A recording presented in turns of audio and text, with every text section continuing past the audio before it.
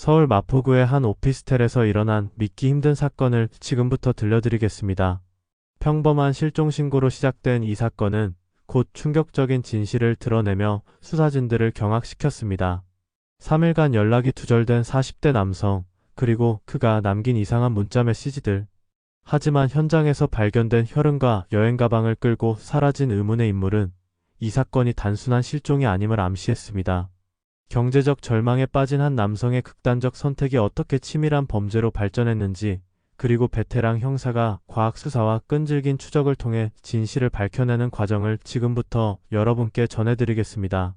여기서 잠깐 더 많은 이야기와 재미있는 콘텐츠를 놓치지 않으시려면 지금 바로 구독과 좋아요를 눌러주세요. 여러분의 관심이 저희 채널에게 큰 힘이 됩니다. 7월의 무더위가 서울 전체를 휘감고 있던 그날, 마포경찰서 강력반에는 평범해 보이는 실종 신고 한 건이 접수되었다. 신고자는 40대 중반의 여성으로 목소리에는 절망과 불안이 뒤섞여 있었다. 남편이 사흘째 연락이 되지 않는다는 것이었다.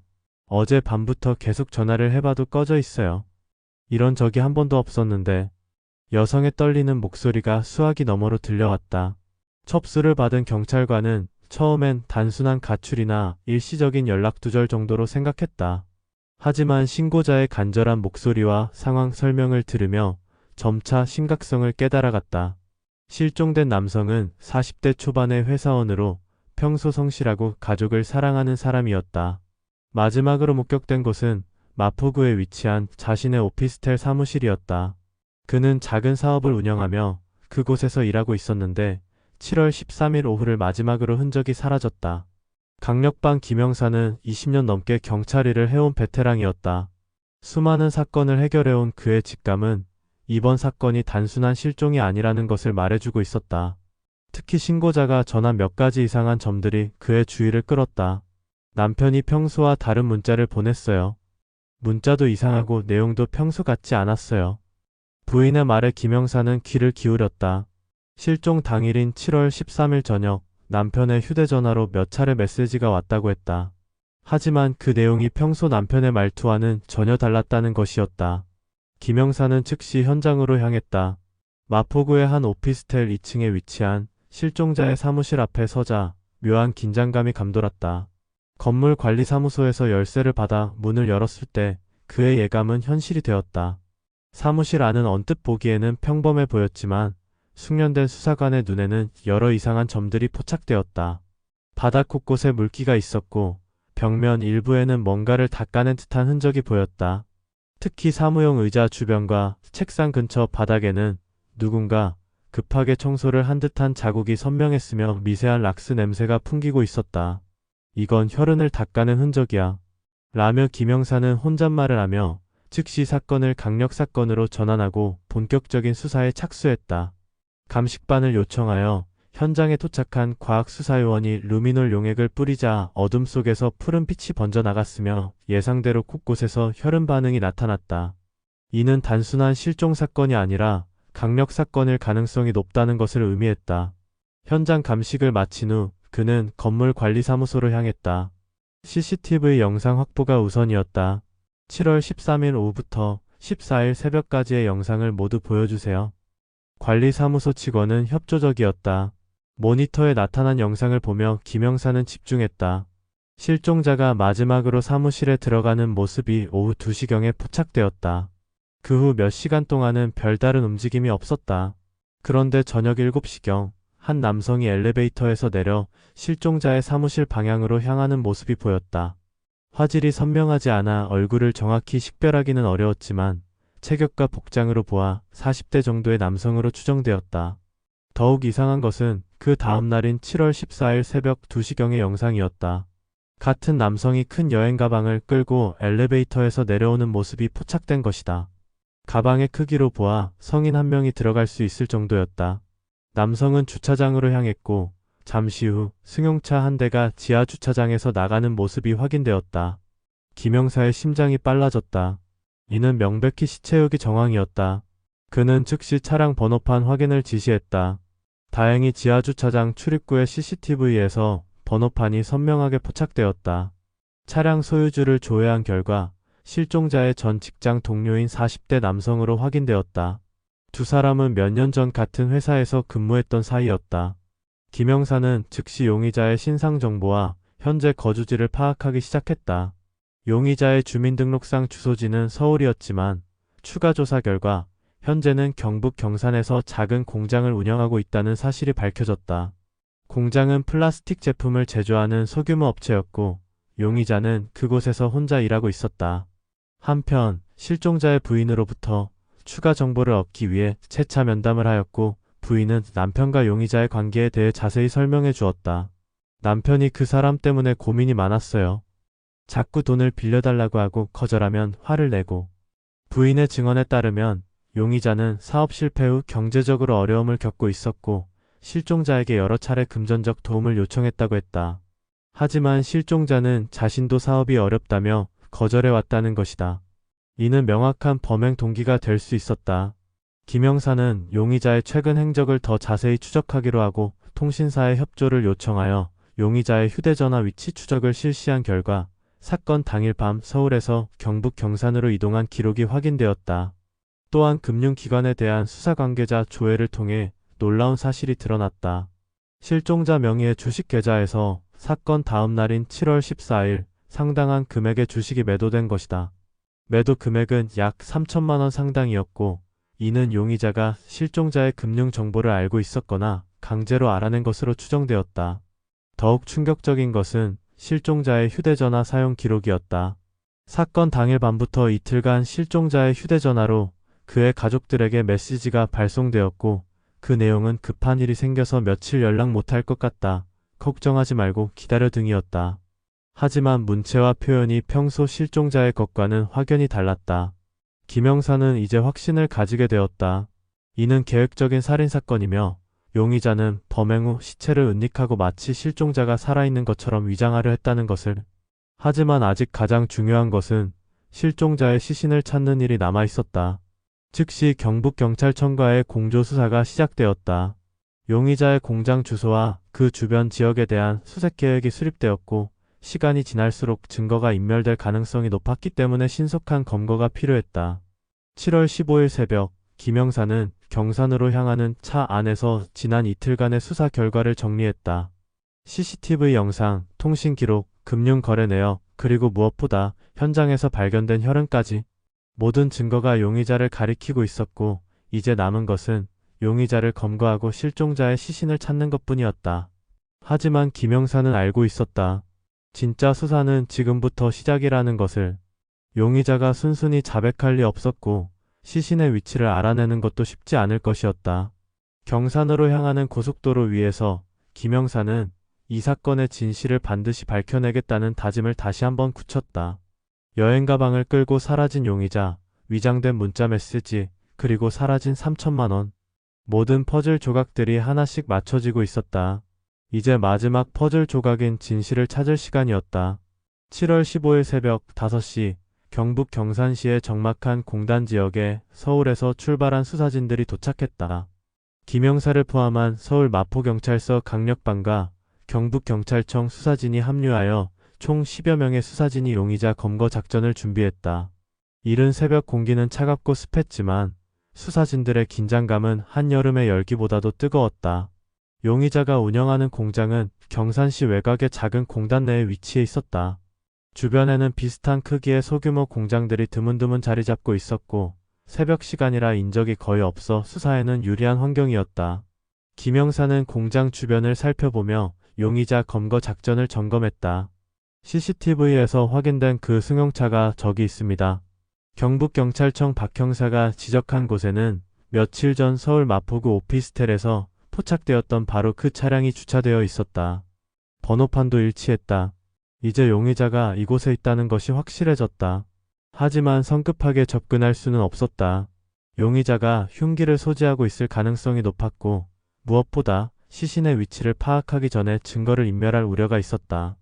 김 형사는 우선 공장 주변을 포위하고 용의자의 동태를 파악하기로 했다. 오전 6시가 되자 공장 안에서 불빛이 켜졌다. 용의자가 깨어난 것으로 보였다. 수사진들은 각자 배정된 위치에서 공장을 감시하며 기다렸다. 혹시 용의자가 도주를 시도할 경우에 대비해 모든 출입로를 차단했다. 공장 출입문이 열리며 한 남성이 나타났다. CCTV에서 확인했던 바로 그 용의자였다. 40대 중반으로 보이는 그는 평범한 작업복 차림이었지만 얼굴에는 며칠간 잠을 제대로 못 잔 듯한 피로와 불안감이 역력했다. 용의자는 공장 앞에서 잠시 주변을 둘러보더니 다시 안으로 들어갔다. 그의 행동에서 경계심과 불안감이 엿보였다. 아마도 수사가 진행되고 있다는 사실을 어느 정도 알고 있는 것 같았다. 김 형사는 더 이상 기다릴 수 없다고 판단했다. 시간이 지날수록 용의자가 증거를 인멸하거나 도주할 가능성이 높다는 판단에서였다. 일단 체포부터 하고 그 다음에 시신 위치를 파악합시다. 너무 오래 기다리면 더 위험해질 수 있어요. 김 형사의 판단에 모든 수사진이 동의했다. 검거 작전은 즉시 시작되었다. 수사진들이 공장을 포위한 상태에서 김 형사와 박 형사가 정문으로 접근한 뒤 공장 출입문을 두드리자 안에서 발소리가 들렸다. 누구세요? 용의자의 목소리는 떨리고 있었다. 경찰입니다. 문 열어주세요. 잠시 정적이 흘렀다. 그리고 갑자기 공장 뒤편에서 소음이 들려왔다. 용의자가 후문으로 도주하려는 것이었다. 하지만 이미 모든 출입구가 차단된 상태였으며 후문에서 대기하고 있던 수사관들이 도주하려던 용의자를 즉시 제압했다. 당신을 살인 및 사체유기 혐의로 체포합니다. 김 형사가 미란다 원칙을 고지하며 수갑을 채웠다. 용의자는 격렬하게 저항했지만 이내 체념한 듯 고개를 떨어뜨렸다. 나는 아무것도 모른다. 왜 나를 잡아가는 거냐?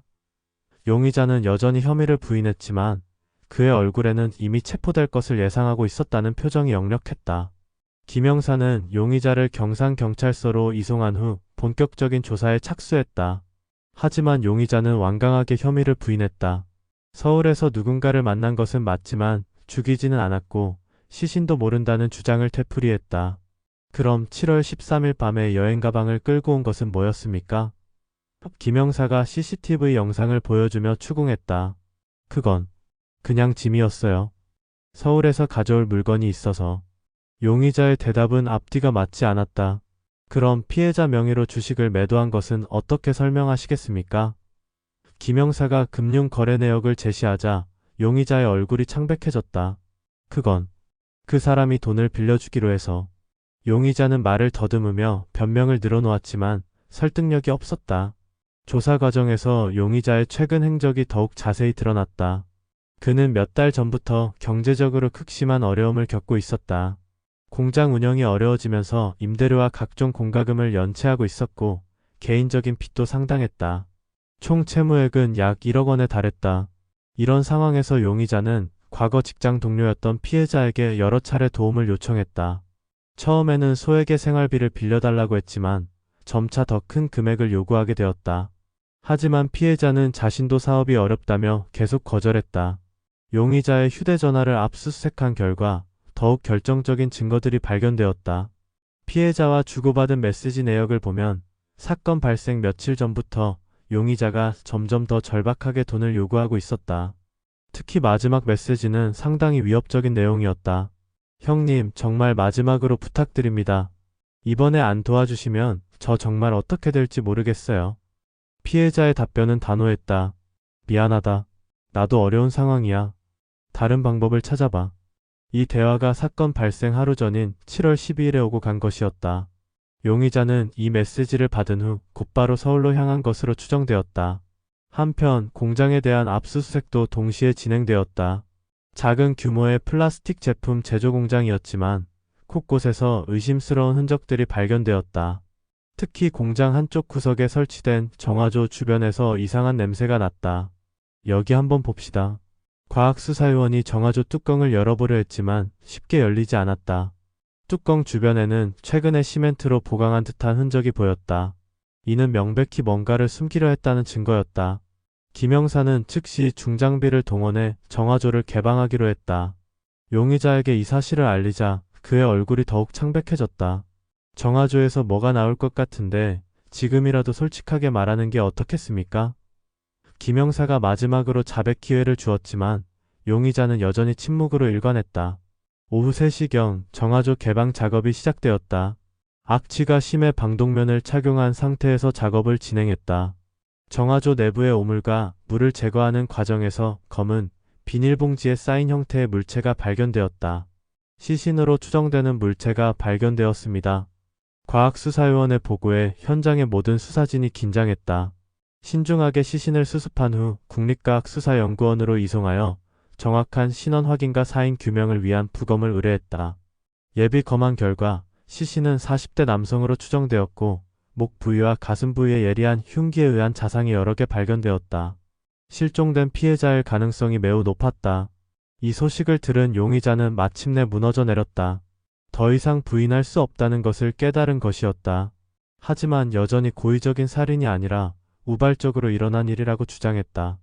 정말 죽일 생각은 없었어요. 그냥 화가 나서. 그 사람이 나를 무시하는 말을 해서. 용의자는 눈물을 흘리며 부분적인 자백을 시작했다. 김 형사는 이제 사건의 전체적인 윤곽이 드러나기 시작했다고 생각했다. 하지만 아직 명확하지 않은 부분들이 많았으며 정확한 범행 경위와 동기 그리고 범행 후의 행적에 대해 더 자세한 조사가 필요했다. 용의자에 대한 구속영장이 신청되었다. 살인, 사체유기 등의 혐의였다. 법원은 도주 우려와 증거인멸 가능성 그리고 범죄의 중대성을 고려하여 구속영장을 발부할 것으로 예상되었다. 한편 서울에서는 피해자의 시신 발견 소식이 전해지자 가족들이 오열했다. 이틀간의 간절한 기다림이 최악의 결과로 끝난 것이었다. 김 형사는 가족들에게 사건의 경과를 보고하며 깊은 유감을 표했다. 범인을 반드시 법의 심판을 받게 하겠습니다. 고인의 명복을 빌겠습니다. 김 형사의 말에 피해자의 부인은 고개를 끄덕였지만 여전히 믿어지지 않는다는 표정이었다. 밤이 깊어가며 경찰서는 바쁘게 돌아갔다. 용의자에 대한 추가 조사와 함께 현장에서 발견된 각종 증거물들에 대한 정밀 분석이 진행되었다. 또한 용의자의 범행 후 행적을 더 자세히 추적하는 작업도 계속되었다. 특히 주목할 점은 용의자가 범행 직후부터 며칠간 매우 치밀하게 증거인멸을 시도했다는 것이었다. 피해자의 휴대전화를 이용해 가족들에게 위장 메시지를 보낸 것은 물론 추식 매도를 통해 금전적 이익까지 취하려 했다. 또한 사건 다음 날에는 대리기사를 불러 피해자의 차량을 이동시키기까지 했다. 이 정도면 계획범죄로 봐야 할 것 같습니다. 박 형사가 수사 상황을 정리하며 말했다. 우발적 범행이라기보다는 어느 정도 사전에 계획된 범행일 가능성이 높다는 분석이었다. 김 형사도 동의했다. 범행 도구인 흉기를 미리 준비했을 가능성, 시신 은닉 장소로 자신의 공장 정화조를 선택한 것, 그리고 범행 후 철저한 증거인멸 시도 등을 종합해보면 단순한 우발범이라고 보기는 어려웠다. 자정이 넘어서자 용의자에 대한 1차 조사가 마무리되었고 내일부터는 검찰과 합동으로 더욱 본격적인 수사가 진행될 예정이었다. 특히 정확한 사인과 범행 경위를 밝히기 위한 부검 결과와 현장 증거물 분석 결과가 중요한 열쇠가 될 것으로 보였다. 김 형사는 잠시 휴식을 취하며 지난 이틀간의 수사 과정을 돌아봤다. 단순한 실종 신고에서 시작되어 계획적인 살인사건으로 발전한 이번 사건은 그의 오랜 수사 경험을 다시 한번 확인해주는 계기가 되었다. 초동 수사의 중요성과 과학 수사의 위력을 새삼 느낄 수 있었다. 하지만 아직 밝혀내야 할 것들이 많았다. 정확한 범행 동기와 경위, 그리고 용의자가 과연 혼자 범행을 저질렀는지 여부 등 내일부터 시작될 본격적인 수사에서 이 모든 진실이 드러날 것이었다. 다음날 오전 국립과학수사연구원에서 부검 결과가 나왔다. 시신의 신원은 DNA 검사를 통해 실종 신고된 피해자 본인으로 최종 확인되었다. 사인은 예상대로 흉기에 의한 자상으로 목 부위의 경동맥과 가슴 부위의 심장 근처에 깊은 상처가 발견되었다. 특히 목 부위의 상처는 즉사에 이를 정도로 치명적이었다. 부검을 담당한 의사는 상처의 깊이와 각도를 분석한 결과 범행에 사용된 흉기는 날카로운 칼로 추정되며 범인은 피해자보다 키가 작거나 비슷한 수준이었을 것으로 분석했다고 발표했다.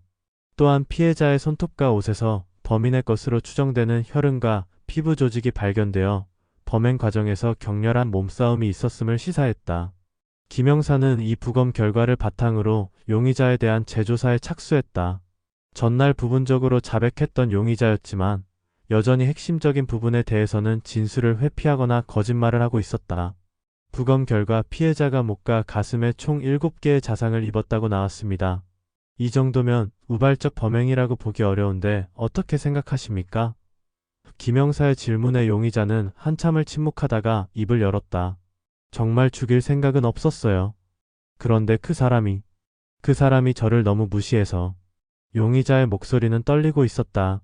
그는 자신이 얼마나 절박한 상황이었는지, 그리고 피해자가 얼마나 냉정하게 자신을 거절했는지를 늘어놓기 시작했다. 용의자의 진술에 따르면 사건 당일인 7월 13일 오후 3시경 그는 마지막 희망을 품고 피해자의 사무실을 찾았다.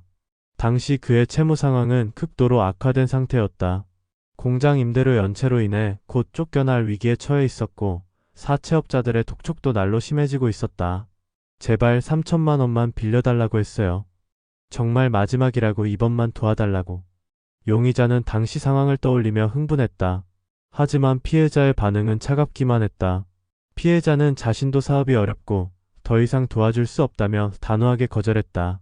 그러면서 용의자에게 언제까지 남한테 의존하려고 하느냐, 이제 그만 정신 차리라는 말까지 했다는 것이다. 그 말을 들으니까 머리가 하얘졌어요.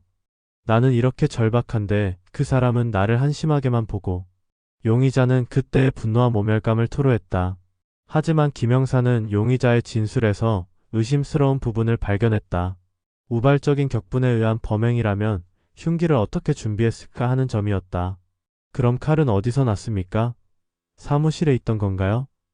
김영사의 질문에 용의자는 잠시 당황하는 기색을 보였다. 아, 그건 제가 가져간 거예요. 원래 다른 용도로. 용의자의 대답은 앞뒤가 맞지 않았다. 결국 추궁 끝에 용의자는 집에서 부엌칼을 가져갔다고 실토했다. 이는 계획범죄의 결정적 증거였다. 우발적인 범행이라면 흉기를 미리 준비할 이유가 없었다. 용의자는 처음부터 피해자를 위협하거나 해칠 생각을 가지고 있었던 것이다. 더욱 충격적인 것은 범행 경위에 대한 상세한 진술이었다. 용의자는 피해자와 말다툼을 하던 중 피해자가 너 같은 놈은 도와줘봤자 또 와서 빌어먹을 것 아니냐라고 말했다고 주장했다. 그 순간 이성을 잃고 가져온 칼로 피해자를 찔렀다는 것이다. 처음에 목을 한번 찔렀는데 피해자가 쓰러지지 않고 저를 밀쳐내려고 했어요. 그래서 계속. 용의자는 말을 잇지 못했다. 피해자가 즉사하지 않자 당황한 나머지 계속해서 칼을 휘둘렀다는 것이었다. 부검 결과와 일치하는 진술이었다.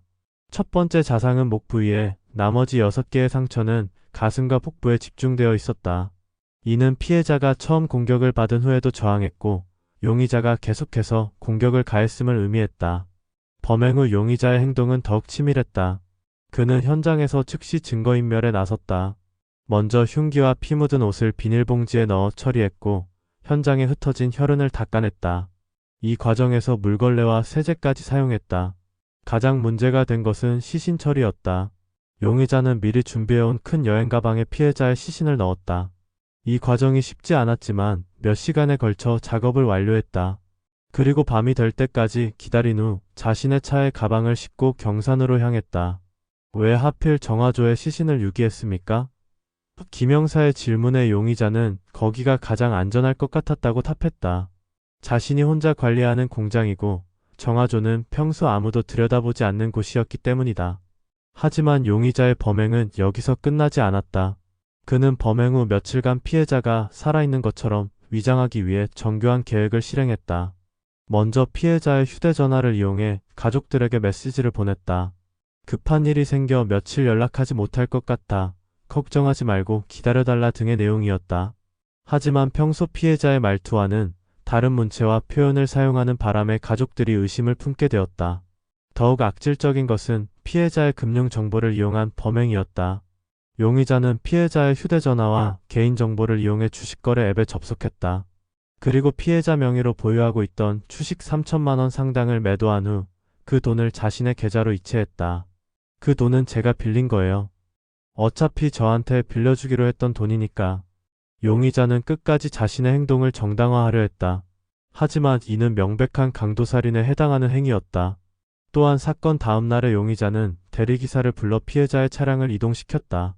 사건 현장에 그대로 두면 수사기관이 쉽게 발견할 수 있다고 판단했기 때문이었다. 이 역시 치밀한 증거인멸 시도였다. 김영사는 용의자의 이런 행동들을 종합해 볼 때 이는 단순한 우발범죄가 아니라 상당한 계획성을 가진 범죄라고 확신했다. 흉기 준비, 시신은닉, 증거인멸, 위장 공작 등 모든 것이 사전에 어느 정도 계획되어 있었던 것으로 보였다. 한편 용의자의 과거 행적을 조사한 결과 더욱 놀라운 사실들이 드러났다.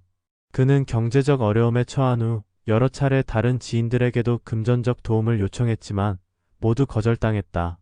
특히 피해자에게는 지난 3개월간 총 5차례나 돈을 빌려달라고 연락했었다.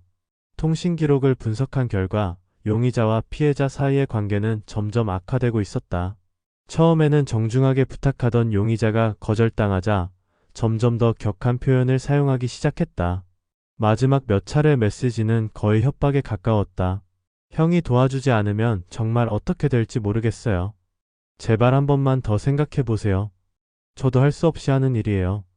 형이 저를 이렇게 밀어내시면. 이런 메시지들을 받은 피해자는 지인들에게 용의자 때문에 고민이 많다고 털어놓기도 했었다. 피해자의 부인 증언에 따르면 남편은 그 친구 때문에 스트레스가 심하다며 어떻게 해야 할지 모르겠다고 말했었다고 한다. 결국 피해자도 용의자의 위험성을 어느 정도 감지하고 있었던 것으로 보였다. 하지만 설마 옛 동료가 자신을 해칠 것이라고는 생각하지 못했던 것 같았다. 오후 늦게 검찰에서 수사검사가 도착했다. 이제 사건은 검찰로 송치되어 기소 여부가 결정될 예정이었다. 현재까지 확보된 증거들로는 살인, 사체유기, 강도, 사기 등 여러 혐의로 기소가 가능한 상황이었다. 특히 강도살인 혐의가 핵심이었다. 용의자가 금전을 목적으로 피해자를 살해하고 그의 재산을 탈취했기 때문이다. 강도살인은 사형 또는 무기징역에 처해질 수 있는 중범죄였다. 검찰에서는 강도살인 혐의로 구속 기소할 방침입니다. 수사검사의 말에 김영사는 고개를 끄덕였다. 지난 나흘간의 수사를 통해 확보한 증거들이 충분히 유죄 입증을 뒷받침할 수 있다고 생각했다. 용의자는 서울구치소에 수감되어 재판을 기다리게 될 예정이었다.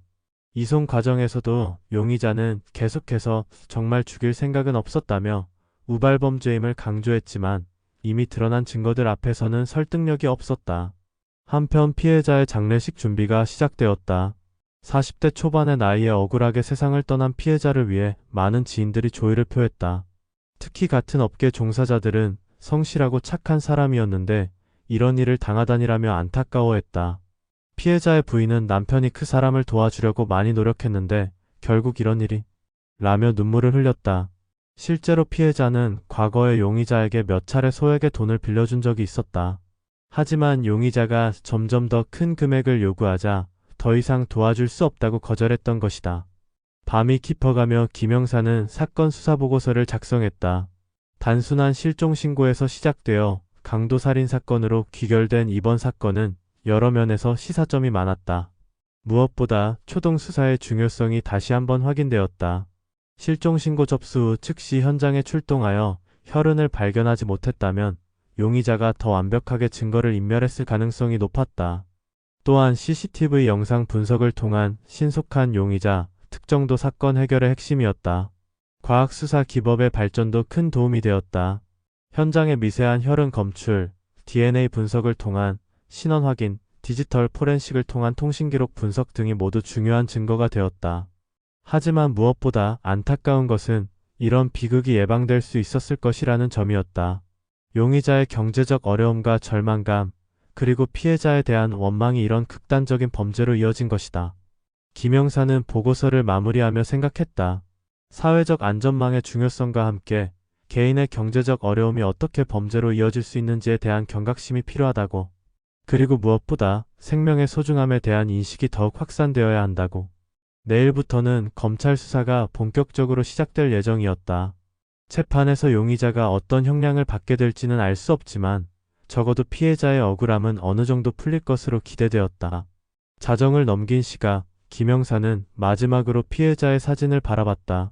생전에 찍은 가족 사진 속 피해자는 밝게 웃고 있었다. 그 웃음을 영원히 지울 수 없게 만든 범죄자에 대한 분노와 함께 다시는 이런 일이 일어나지 않기를 바라는 마음으로 하루를 마감했다. 서울중앙지방검찰청에서 일하는 검사 이하 수사관들은 경찰에서 송치받은 사건 기록을 면밀히 검토하며 추가 수사 방향을 논의했다. 특히 강도살인 혐의의 적용 여부와 관련해서는 신중한 검토가 필요했다. 담당 검사인 박 검사는 20년 넘게 강력 사건을 담당해온 베테랑이었다. 그는 사건 기록을 검토한 후 몇 가지 추가 수사가 필요하다고 판단했다. 특히 용의자의 범행 계획성과 관련된 부분에서 더 많은 증거가 필요했다. 휴대전화 포렌식을 더 정밀하게 해보세요. 그리고 용의자의 최근 석 달간 금융거래 내역도 전부 확인해보고요. 박 검사의 지시에 따라 수사진들이 움직이기 시작했다. 한편 구치소에 수감된 용의자는 쿡선 변호인과의 첫 면담을 가졌다. 변호인은 용의자의 진술을 듣고 난 후 현실적인 조언을 했다. 지금까지 드러난 증거들로 봐서는 무죄를 주장하기는 어려울 것 같습니다. 다만 계획범죄가 아닌 우발범죄라는 점을 부각시켜 형량을 줄이는 방향으로 가는 게 좋겠어요. 변호인의 말에 용의자는 절망적인 표정을 지었다. 용의자는 여전히 자신이 계획적으로 범행을 저지른 것은 아니라고 주장했다. 하지만 칼을 미리 준비해 간 것, 시신을 정화조에 유기한 것, 그리고 범행 후 철저한 증거인멸을 시도한 것 등은 명백히 계획성을 보여주는 증거들이었다. 검찰의 추가 수사 결과 더욱 놀라운 사실들이 드러났다. 용의자의 휴대전화에서 삭제된 데이터를 복구한 결과 범행 일주일 전부터 인터넷에서 시체 처리 방법, 범죄 증거 인멸 등의 검색 기록이 발견된 것이다. 또한 정화조 시체 매장이라는 키워드로 검색한 기록도 있었다. 이는 용의자가 상당 기간 전부터 범행을 계획하고 있었다는 결정적 증거였다. 우발범죄가 아니라 계획범죄라는 것이 명백해진 것이다. 더욱 충격적인 것은 용의자가 범행 며칠 전 철물점에서 밧줄과 검은 비닐봉지를 구매한 기록이 발견된 것이었다. 이 물품들은 시신을 처리할 때 사용된 것으로 추정되었다. 또한 대형 여행 가방도 범행 전날 인터넷 쇼핑몰에서 급하게 주문한 것으로 밝혀졌다. 이 정도면 명백한 계획살인이네요. 박 검사는 추가 수사 결과를 보며 확신했다. 용의자의 범행은 단순한 우발적 살인이 아니라 치밀하게 계획된 범죄였다. 검찰은 용의자를 강도살인, 사체유기, 사기, 컴퓨터 등 사용사기 등의 혐의로 구속 기소했다. 특히 강도살인 혐의가 인정될 경우 사형 또는 무기징역이 선고될 수 있는 중대한 범죄였다. 기소장에는 용의자의 범행 경위와 동기가 상세히 기술되어 있었다. 경제적 어려움에 처한 용의자가 피해자에게 3천만 원을 요구했으나 거절당하자 미리 준비한 흉기로 피해자를 살해하고 그의 재산을 탈취했다는 내용이었다. 또한 범행 후 시신을 자신의 공장 정화조에 유기하고 피해자의 휴대전화를 이용해 생존을 위장하는 메시지를 보내며 주식을 매도해 3천만 원 상당의 재산을 취득했다는 죄목도 포함되었다. 재판은 8월 초 시작될 예정이었다. 언론에서도 이 사건에 큰 관심을 보였다. 평범한 회사원이었던 피해자가 과거 동료에게 살해당했다는 사실, 그리고 범인의 치밀한 범행 수법 등이 사회적 충격을 주었다. 특히 경제적 어려움이 극단적인 범죄로 이어진 점에 대해 많은 전문가들이 우려를 표했다. 사회적 안전망의 부족과 개인의 경제적 위기가 어떻게 범죄로 연결될 수 있는지에 대한 논의가 활발해졌다. 첫 번째 공판이 열렸다. 법정에는 피해자의 유족들과 언론인들 그리고 방청객들이 가득했다. 용의자는 수갑을 찬 채 법정에 출석했는데 몇 주간의 구속 생활로 인해 상당히 수척해진 모습이었다. 재판장은 먼저 기소장을 낭독한 후 용의자에게 혐의 인정 여부를 물었다. 용의자는 변호인과 상의한 후 일부 혐의는 인정하지만 강도살인 혐의는 부인한다고 답변했다. 살인 혐의는 인정하지만 강도 목적이 아니었습니다. 돈을 요구했지만 거절당해서 화가 나서 우발적으로. 용의자의 변명에 검사는 즉시 반박했다. 피고인은 범행 일주일 전부터 인터넷에서 시체 처리 방법을 검색했고 범행 도구와 시신 은닉용 물품을 미리 구매했습니다. 이는 명백한 계획범죄입니다. 박 검사의 논리정연한 주장에 법정이 조용해졌다. 증인으로 출석한 김영사는 수사 경위를 상세히 증언했다. 특히 현장에서 발견된 혈흔 흔적과 CCTV 분석을 통한 용의자 특정 과정을 설명하면서 과학적 수사 기법이 어떻게 진실을 밝혀냈는지를 보여줬다. 피고인은 범행 후 현장을 정리하고 시신을 은닉하는 등 매우 계획적으로 행동했습니다. 또한 피해자의 휴대전화를 이용해 생존을 위장하려 했고 주식 계좌에 접속해 3천만 원을 탈취했습니다. 이는 명백한 강도살인입니다. 김영사의 증언은 용의자에게 매우 불리했다. 피해자의 부인도 증인으로 출석해 남편의 생전 모습과 용의자와의 관계에 대해 증언했다. 눈물을 흘리며 증언하는 그녀의 모습에 법정 안이 숙연해졌다. 남편은 정말 착하고 성실한 사람이었어요. 그 사람이 어려울 때 여러 번 도와주기도 했고요. 그런데 이런 일이. 부인의 증언은 피해자의 인품을 보여주는 동시에 피고인의 배은망덕한 행위를 부각시켰다. 반면 변호인 측에서는 용의자의 절박했던 경제적 상황과 정신적 충격을 강조했다. 1억 원에 달하는 빚에 시달리며 극도의 스트레스를 받고 있었고 피해자의 거절과 모욕적인 발언에 순간적으로 이성을 잃었다고 주장했다. 하지만 검찰에서 제시한 물적 증거들 앞에서 변호인의 주장은 설득력을 잃었다. 특히 인터넷 검색 기록과 미리 구매한 범행 도구들은 계획성을 명확히 보여주는 결정적 증거였다. 두 번째 공판에서는 국가수 부검의가 출석해 피해자의 사인과 상해 정도에 대해 전문적인 증언을 했다. 피해자는 총 7차례의 자상을 입었으며 그중 목 부위의 상처가 치명적이었습니다. 상처의 깊이와 각도로 보아 상당한 힘이 가해졌으며 범인이 확실한 사리를 가지고 있었던 것으로 판단됩니다. 부검의의 증언은 용의자의 고의성을 입증하는 중요한 증거가 되었다. 또한 현장에서 채취된 혈흔과 용의자의 DNA가 일치한다는 국가수의 감정 결과도 발표되었다. 과학적이고 객관적인 증거들이 용의자의 범행을 명확히 입증했다. 세 번째 공판에서는 용의자 본인이 증인석에 섰다. 그는 자신의 범행을 인정하면서도 계획적이지 않았다고 거듭 주장했다. 정말 죽일 생각은 없었습니다. 그 순간 너무 절망적이어서. 그 사람이 저를 무시하는 말을 하니까 정신이 나갔어요. 용의자는 눈물을 흘리며 변명했다. 하지만 검사의 반대 신문에서 그의 주장은 곧바로 무너졌다. 그럼 왜 미리 칼을 준비해서 갔습니까? 왜 여행 가방을 주문했습니까? 왜 인터넷에서 시체 처리 방법을 검색했습니까? 박 검사의 날카로운 질문에 용의자는 제대로 답변하지 못했다. 그건 그냥 만약을 위해서. 용의자의 대답은 설득력이 전혀 없었다. 마지막 최종 변론이 열렸다. 검찰은 용의자에게 무기징역을 구형했다. 비록 사형도 가능한 사안이었지만 최근 사형 집행이 중단된 상황을 고려해 무기징역을 요구했다. 피고인의 범행은 치밀하게 계획된 강도살인으로 사회에 미치는 충격이 매우 큽니다. 또한 범행 후 증거인멸을 시도하고 피해자 명의로 재산을 탈취하는 등 죄질이 매우 불량합니다. 엄중한 처벌이 필요합니다. 박 검사의 최종 변론은 강력했다. 반면 변호인은 용의자의 경제적 어려움과 순간적 충동을 강조하며 선처를 호소했다. 피고인은 극도의 경제적 어려움에 처해 있었고 피해자의 거절에 순간적으로 이성을 잃었습니다. 평생 후회하며 살아갈 것이니 관용을 베풀어 주시기 바랍니다. 하지만 변호인의 최종 변론도 증거들 앞에서는 힘을 잃었다. 용의자는 최후 진술에서 정말 후회하고 있다. 피해자와 유족들에게 죄송하다며 눈물을 흘렸다. 하지만 이미 너무 늦은 후회였다. 최종 선고 공판이 열렸고 법정은 피해자 유족과 방청객들로 가득 찼다. 재판장은 차분한 목소리로 판결문을 낭독하기 시작했다. 피고인의 범행은 경제적 어려움을 이유로 지인을 살해하고 재산을 탈취한 강도살인으로 그 죄질이 극히 불량합니다. 또한 범행을 치밀하게 계획하고 실행했으며 범행 후에도 증거인멸을 시도하는 등 반사회적 성향이 매우 강합니다. 재판장은 이어서 용의자의 범행 동기와 경위, 그리고 사회에 미친 영향을 종합적으로 고려했다고 설명했다. 다만 피고인이 자신의 범행을 인정하고 반성하는 태도를 보이고 있고 피해자와 일면식이 있는 관계였다는 점 등을 참작하여 재판장이 잠시 멈춘 후 최종 판결을 선고했다. 피고인을 무기징역에 처한다. 법정 안에 안도의 한숨이 흘렀다. 피해자의 부인은 눈물을 흘리며 고개를 숙였다. 비록 남편을 되돌릴 수는 없지만 적어도 정의는 구현된 것이었다. 용의자는 판결을 듣고 주저앉았다. 그는 마지막까지 자신이 계획범이 아니라고 주장했지만 법원은 모든 증거를 종합해 강도살인으로 판단했다.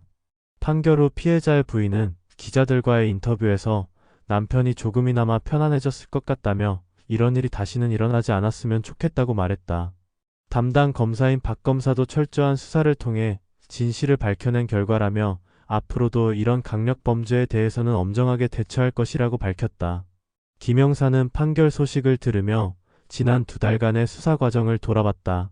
단순한 실종 신고에서 시작된 이 사건은 결국 계획적인 강도살인 사건으로 밝혀졌다. 과학수사와 치밀한 수사가 어떻게 진실을 밝혀낼 수 있는지를 보여준 사례였다. 무엇보다 초동수사의 중요성이 다시 한번 확인되었다. 만약 현장에서 혈흔을 놓쳤다면 혹은 CCTV 분석을 소홀히 했다면 이 사건은 미제 사건이 될 수도 있었다. 하지만 수사진들의 노력으로 사건 발생 이틀 만에 용의자를 검거할 수 있었다. 또한 디지털 포렌식의 중요성도 새삼 느꼈다. 용의자의 휴대전화에서 복구한 인터넷 검색 기록이 결정적 증거가 되었고 통신 기록 분석을 통해 범행 동기와 경위를 명확히 할 수 있었다.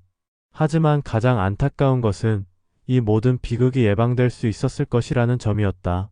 만약 용의자가 다른 방법으로 경제적 어려움을 해결하려 했다면 혹은 사회적 지원 시스템이 더 잘 갖춰져 있었다면 이런 일은 일어나지 않았을 것이다.